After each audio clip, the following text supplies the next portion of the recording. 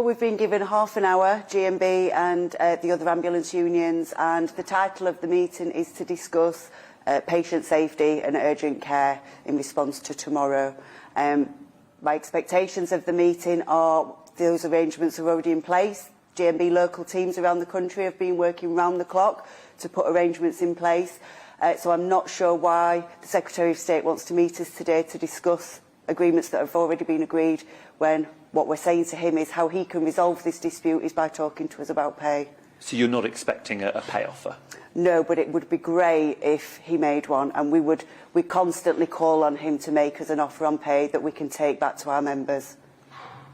What is your ask from the Secretary of State, and how would you characterise the government's response to your plans for industrial action so far?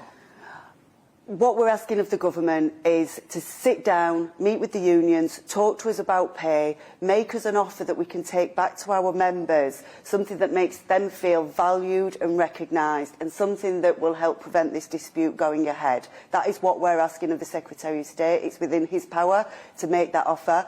And what we're also asking for is pay negotiations as we move forwards into next year. GMB will not be participating in the pay review body process because we don't think it's truly independent at this time, and we'll therefore be campaigning for reform of that process. And how would you characterise the government's handling of all of this so far? Not great. The Secretary of State keeps saying that his door is open, always open, and it is. I have personally met with Steve on a couple of occasions, and we've talked about a lot of issues that are really important to our members and their working lives. But at the heart of this dispute is pay, and only an offer on pay will be sufficient. And until now, unfortunately, the government have been refusing to speak to us on that one issue that is the most important at the centre of this dispute. We're in a bit of a deadlock situation. The government don't seem keen to compromise. Do you think it's possible that GMB and other unions may have miscalculated here? No, not at all. This is our members that have asked for the ballots, that have voted for industrial action and have determined what industrial action will look like for GMB members across the country. We have to look at the fact that most of the health unions have balloted their members this year, and many of those have secured mandates for action.